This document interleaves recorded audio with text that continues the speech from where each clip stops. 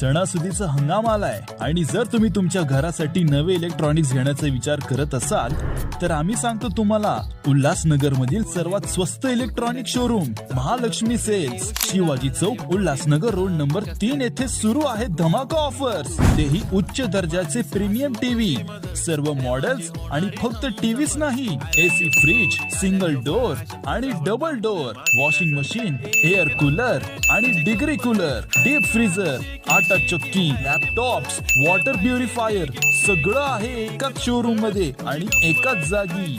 आणि सगळ्यात महत्वाचं म्हणजे मिळेल तुम्हाला easy EMI option with 0% interest rate. तर वाट कसली बघताय, आजच विजिट करा महालक्ष्मी सेल्स, शिवाजी चौक, उल्हासनगर 3. आणि हो, आमच्या पेजला आत्ताच फॉलो करा.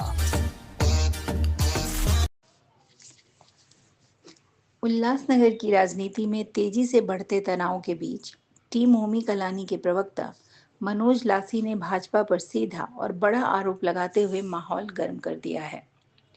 लासी ने कहा कि टीओके असली बम फोड़ रही है, जबकि उल्लासनगर में भाजपा सिर्फ लौंगी बम फोड़ने का काम कर रही है.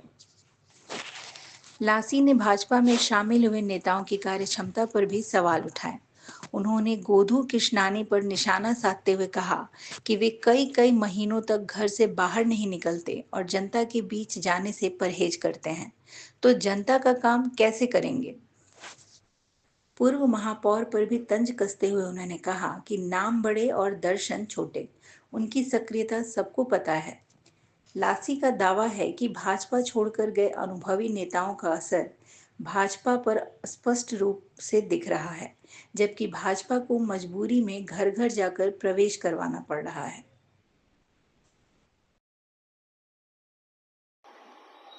ऐसा है कि चुनाव जब जब आते हैं तो ये आयाराम गयाराम का सिस्टम पूरे देश भर में चलता है. हमारा शहर भी उससे अछूता नहीं है. सिर्फ इसमें अंतर सिर्फ इतना है कि आज सवेरे से ही उल्लासनगर भारतीय जनता पार्टी की IT सेल ने एक मैसेज छोड़ा था कि भव्य पक्ष प्रवेश. तो हमने बोला ठीक है, राजनीति की पार्टी है, देश दुनिया की सबसे बड़ी पार्टी है, उल्लासनगर में सबसे बड़ी जनाधार वाली पार्टी है, तो मुंह तोड़ जवाब हमें देंगे. क्योंकि 2 दिन पहले ही हमने इतना बड़ा एटम बम बोले या हाइड्रोजन बम बोले बम फोड़ा है. उनके 6 वरिष्ठ जो भाजपा की पहचान थी उनको शिंदेगढ़ में और टीम ओमी कलानी में प्रवेश करवाया है, शिवसेना शिंदेगढ़ में. तो शायद उसका कहीं ना कहीं काउंटर वो करेंगे. पर जब खबर आपके माध्यम से हम तक पहुंची तो हाइड्रोजन बम के सामने लौंगी बम साबित हुआ. तो इस पर मैं एक दुख भी जाहिर करूंगा और एक जो हमारे नेता है आदरणीय ओमी कलानी जी या खासदार श्रीकांत शिंदे जी, उनकी दूरंदेशी, उनके विजन को भी मैं यहाँ पर तवज्जो दूंगा, तारीफ दूंगा. हम बार बार ये कहते हैं कि उल्लासनगर भारतीय जनता पार्टी के जो नेता है, चाहे वो जिलाध्यक्ष हो, चाहे वो चुनाव प्रमुख हो या उनके चट्टे बट्टे हो जो बाकी बचे कुचे बचे हैं, वो हमेशा अपने वरिष्ठों को मिसगाइड करते हैं, उनको झूठ बोलते हैं और उनकी दिशाहीन करते हैं. जिसका खामियाजा आपने जमनू पुरस्वानी जी, जो इतने पुराने वरिष्ठ हैं, 1984 से लेकर भाजपा को झंडे से लेकर अर्श से लेकर फर्श से लेकर अर्श तक पहुंचाया है. प्रकाश मखीजा जी वो भी बोलते हैं अनदेखी हो रही है, नए लोग आके कर रहे हैं. महेश सुखरामानी जो राज्य मंत्री के पद पर था, उन्होंने भी कहा कल के आए हुए लोग हमें सिखाते हैं, हमें भारतीय जनता पार्टी की परिभाषा सिखाते हैं. तो ये आज भी वही दिखा.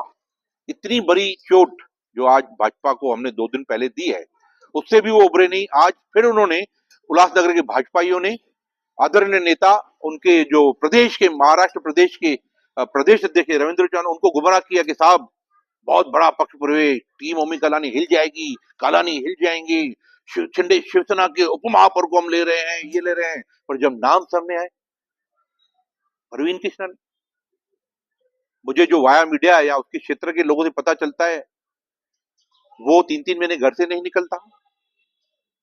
उन्हें कुछ हेल्थ इश्यू के बारे में सुना है, डस्ट एलर्जी है, पोल्यूशन एलर्जी है, मॉब में नहीं जाता, गर्दी में नहीं जाता.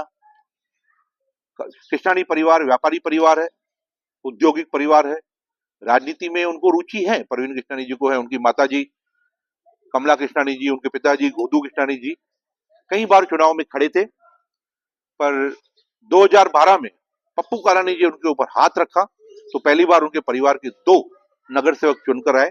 कमला कृष्णानी जी राष्ट्रवादी कालानी गुट से थी और गोदू कृष्णानी जी कांग्रेस हाथ के पंजे पे थे। अब तक गोदू कृष्णानी 6-7 बार खड़े हुए हैं, कभी गुप्ता से हार गए, ऑटो रिक्शा वाले से हार गए, कभी एक पान टपड़ी वाले से हार गए।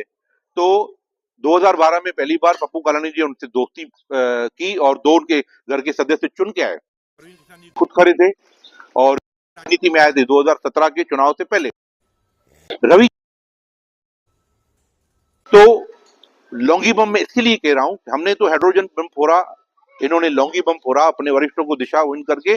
प्रदेश अध्यक्ष को, महाराष्ट्र के प्रदेश अध्यक्ष आदरणीय नेता रविंद्र चौहान जी, मैं आज भी नेता बोलता हूं क्योंकि हमारे नेता वो रह चुके हैं और जिनको प्रोटोकॉल है, मान सम्मान है, उनको मान सम्मान के हकदार होते हैं, उन्हें दिलना चाहिए। तो इसके लिए मैं आदरणीय नेता रविंद्र चौहान जी को उनके घर लेके गए क्योंकि पता चला उसने कहा मैं पब्लिक में नहीं आ सकता, मुझे डस्ट एलर्जी है, मैं पब्लिक में नहीं आ पाऊंगा, मुझे 2 टिकटें चाहिए, मुझे प्रदेश का बड़ा पद चाहिए, मुझे ये चाहिए। तो आज उल्लासनगर भारतीय जनता पार्टी के नेताओं ने इतना दिशा भूल किया है अपने वरिष्ठों का। एक 2012 से लेके चुनाव राजनीति से दूर परिवार को उनके घर लेके गए, उसे पद दिया है, जिला का उपाध्यक्ष किया है, उसे पैनल नंबर 11 में 2-2 टिकटें दी है, पैनल 12 भी आपके मार्गदर्शन में लड़ा जाएगा, बाकी जो भी चुनावी रसद होती है वो सब पहुंचाने का वादा किया। दूसरी तरफ